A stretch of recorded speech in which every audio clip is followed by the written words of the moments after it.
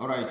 and you many other four and then so yaba, you mo be a papa, and I'm so second video na wash, Ubanso na wash video na kama pa. Yedi can check say and come me papa Mr. Klaus Samson and Chiana, mammy, diamond, chia papa, and I was say any abrania being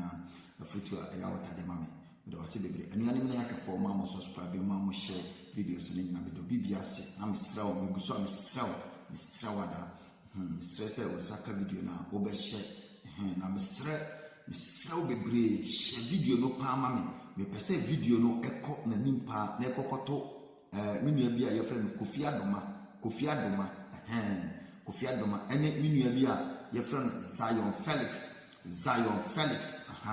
saa nkrofo tu no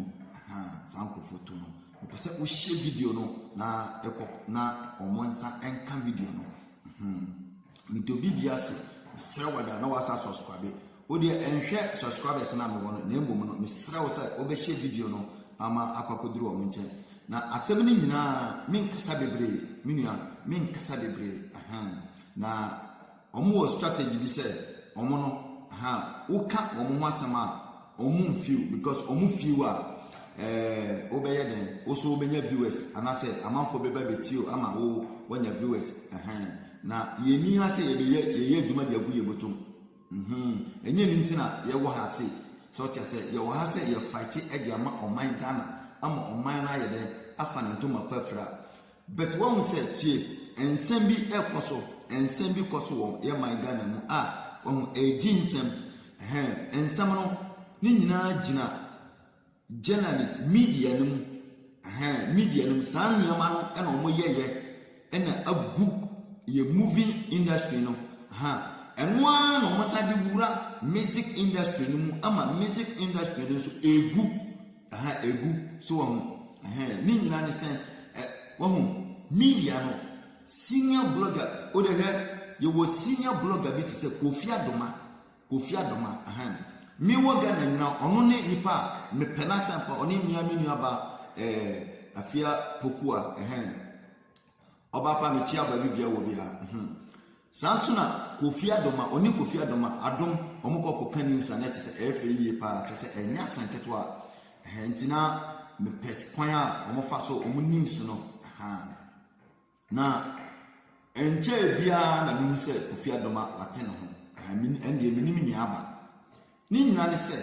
ni enti a me se mo nhye video we na enkonkoto Kofi Adoma no Kofi Adoma wiase we no Kofi Adoma na nsenya na mehwe o video na mehwe no uko New York US uko New York ena wakoko gina say grass nkwa the system is working 24/7 yampa o request bibi ma Amazon the bro pastor no mobile no bia no mo jade to gate won so bia nwia sa ukoya no ba bia ukoya no ba ya ne se na da ho Kofi Adoma hwa uni Zion Felix sabe yesramu bebre sabe o yesramu na mawuse Ghana na kasa no mu media for no mu bi journalist senior journalist te Kofi Adoma awu nkwa wo nkura bata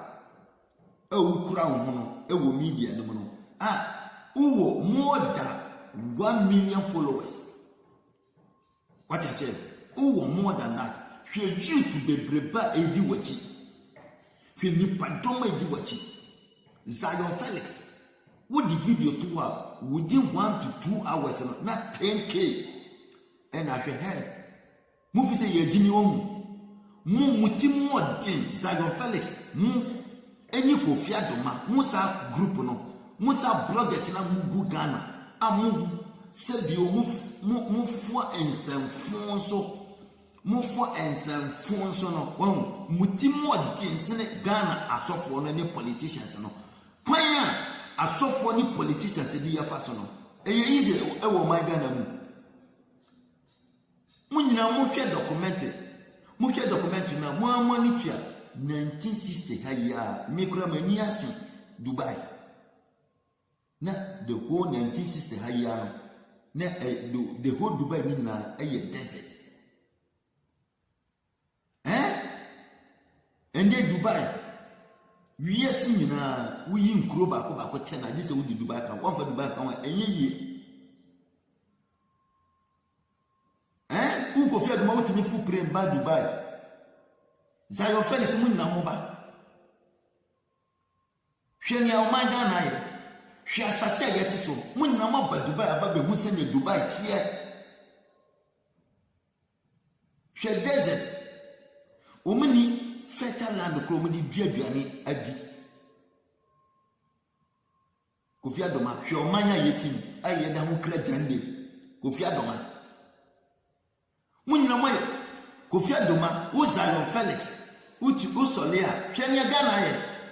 wo sa organize nipa de o ma ba Dubai are you serious mu fi se ye jimi won hwe YouTube be prepare di mochi muntimi momo motivation message papa bia momo fan bobra YouTube na sa solea no mu na sa ko go asole dem Zion Moshe Budok 45 bedroom self-contained wo East Lagos me pato esesa Ghana economy hwe ne Ghana ye mu interview penifo a wo wutimi mu se asam na pani ne kan eyatro ubedru Dubai airport hwe ne wo mu se ne Dubai airport te hwe Ghana hwe asase da ho hwe airport hwe ye no le kwan Ghana kwa the whole Ghana kwan be na efese fiti airport be pem airport rana ba na Ghana no ewe kwan papa be na wo Ghana wi nkruma moto wi a kwan no wo yifa bi kwan papa be na wo Ghana Efi airport Kotoka airport Kodu Flasa house kwan no kra enye nti kira me Ghana kwan papa esa da Ghana bi eno wa no kra enya papa eno wa no enya papa enti hwe sansam na moni ye di wo Ghana no amwa mu mbo mu kra musa slave nipa no mo yutu no more than that sofo muti mo di Zion Felix woni Kofi Adoma boni amodi ye yutu no wahu obi pada mo beboa na nipa na ba hwe ne mpanifo dia ye o man Ghana hwe ti ma ye wo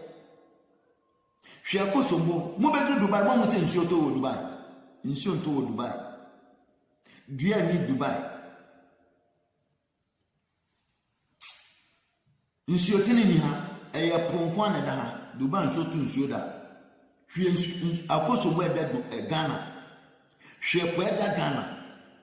sabe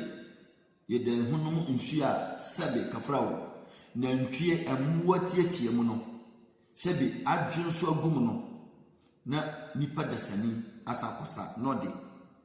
alo dia tu anine da na wasa no wo hwe ase nago se eya Kofi Adoma odi amonkoso uko nkurase koye interview hwe se ne ohote eduru election mpenifo timi dravu V8 ekoho na modie yesi nimo antimu a tete wontoma min kasa bebre mun koso na mun slevu youth ni sawa ni asofo any politicians edi o man na ye edi aduru no na ye fi se ye di machi se mo buaye but ye nim se mo ye adwuma gu mo botom ti se senia Ghana mpenifo ye adwuma di gu mo botom no because Ghana politician bia obeba bia no odwene ono no ho ne yere ne ba ani na busia nti obekọ no wanya ne ho 10 sanso pepepe ena mo bloggers no so mo bu Ghana no mu bi enkanka ne Kofi Adoma ene Zion Felix omo maka ne de omo mfi susa omo maka no wo mo mfi esusa nti se mu fi se ni amoye no se eya ye damase why ye damu nyinase ye damase pam Moshe Budok 45 bedroom self contained one esisa Ghana economy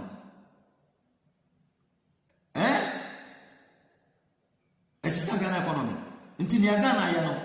yen kan obi asem obi atimi ye ne ope enwa ne se wo 10,000 bi da wachi 10,000 wo ko night club one day ni nyina besa no obi atimi di nkwasi asem bia ope ewo manum ye da mase monkoso na mon slave youth no te se ne asofo ne ye na pepepe